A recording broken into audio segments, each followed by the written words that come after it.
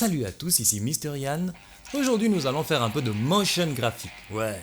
Nous allons animer un visuel graphique conçu par l'homme qu'on appelle Mister Hayden Kadiebwe. Générique.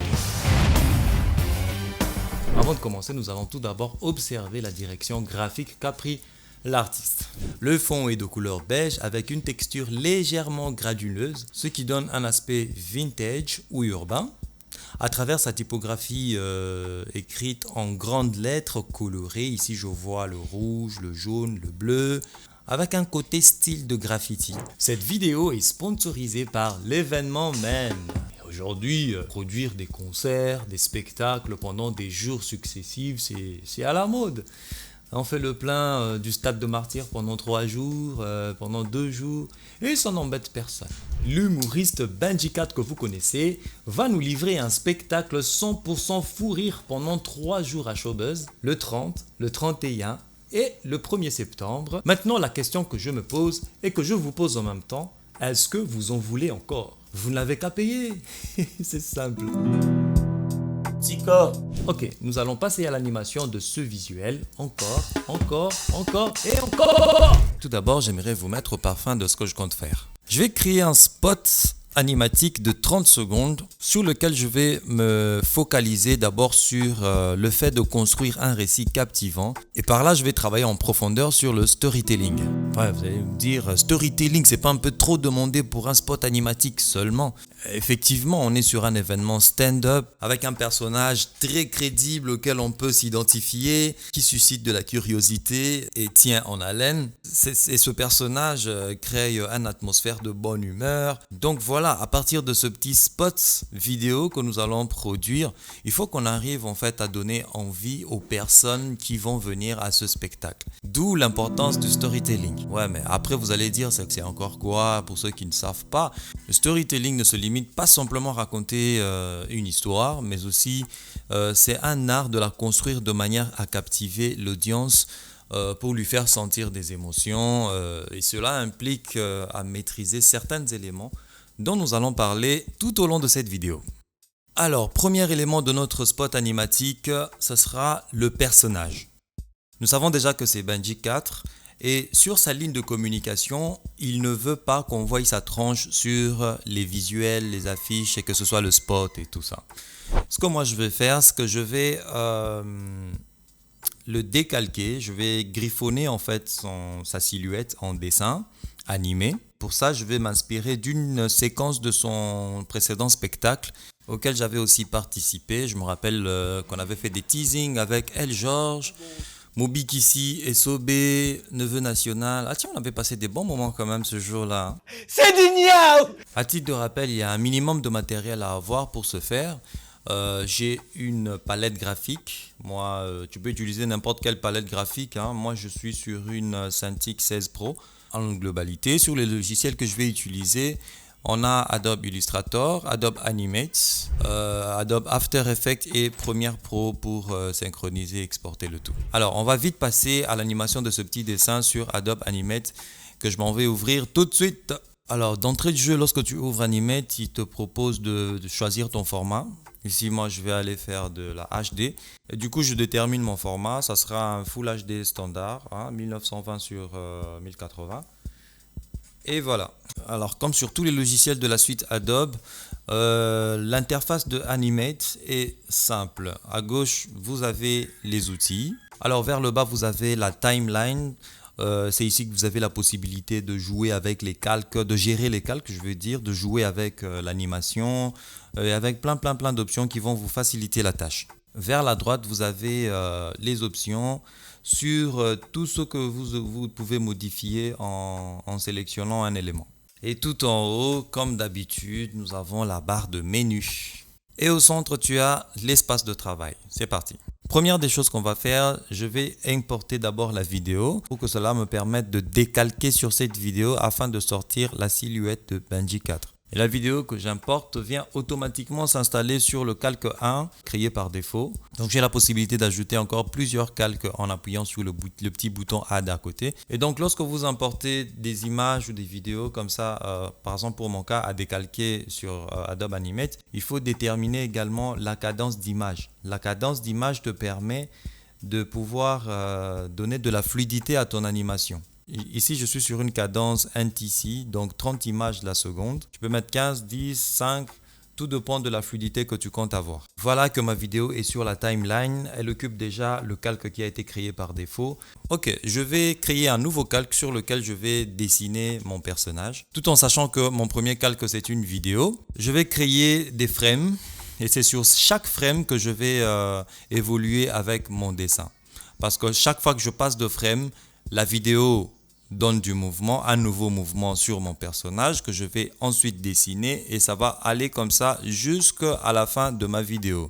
Et pour créer un nouveau frame, on va sur F6, on crée un nouveau frame. F5 nous permet de retarder notre animation, mais le plus important c'est d'aller toujours appuyer sur F6 après qu'on ait fini de dessiner.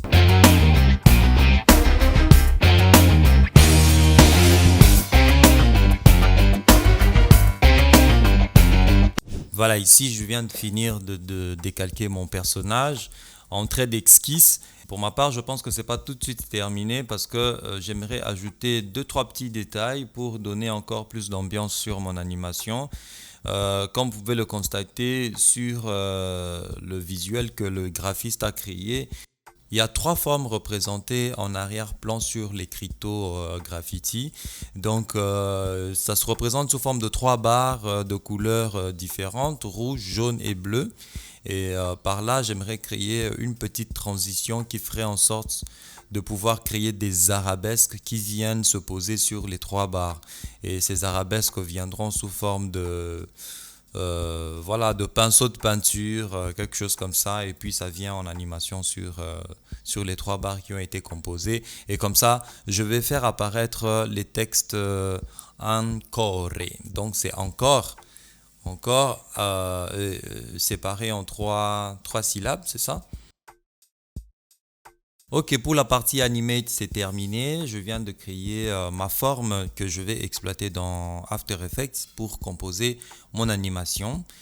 Et pour ça, je vais devoir aller dans Illustrator pour décomposer le visuel que le graphiste avait créé. Alors pour arriver à décomposer, je vais devoir mettre tous les éléments dont j'ai besoin dans des calques. Bon, en termes d'éléments à décomposer, j'ai d'abord une sorte de background représenté par un vieux papier du Moyen-Âge.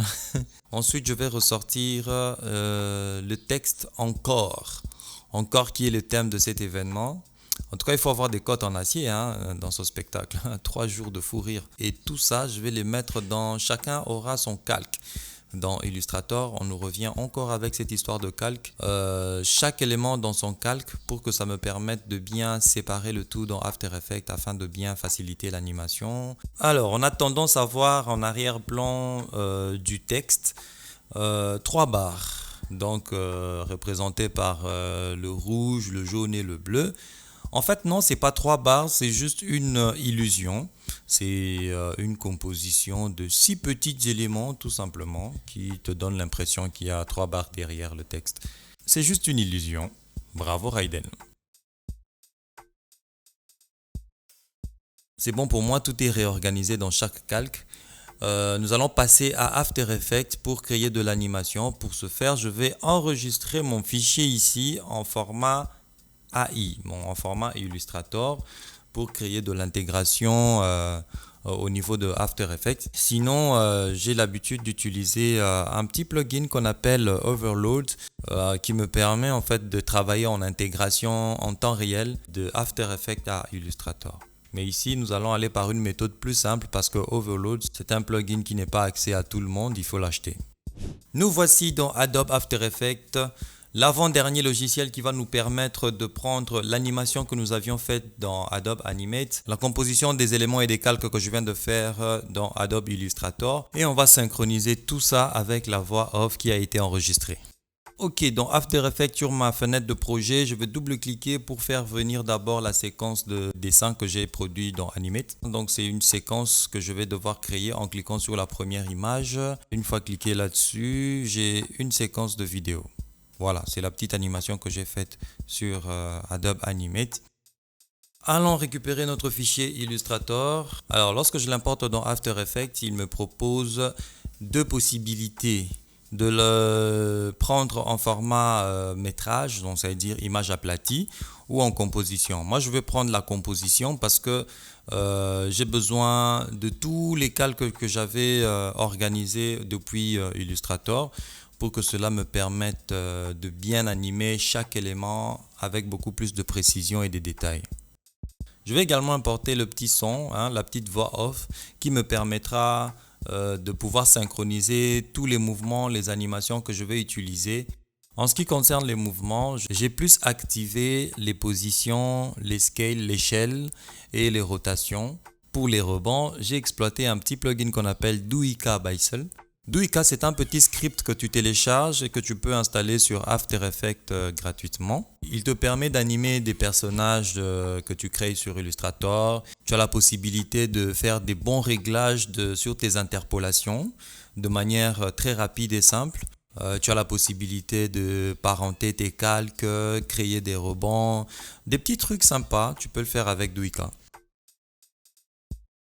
Êtes-vous prêt pour un spectacle stand-up 100% fou rire pendant 3 jours à Showbuzz? Oui, ça se passe avec Benji 4 du 30 au 31 août et le 1er septembre à 19 h. Il en faut encore plus? Les billets sont disponibles. 20 $ le standard et 50 $ pour toi, le VIP. Et voilà ce qu'il y avait de plus mieux à faire durant ce tutoriel. Alors parfois il ne faut pas compliquer la vie lorsque les choses se présentent simplement devant tes yeux. On va se retrouver dans une prochaine vidéo pour de nouvelles astuces. Restons surtout connectés pour le meilleur des meilleurs des meilleurs.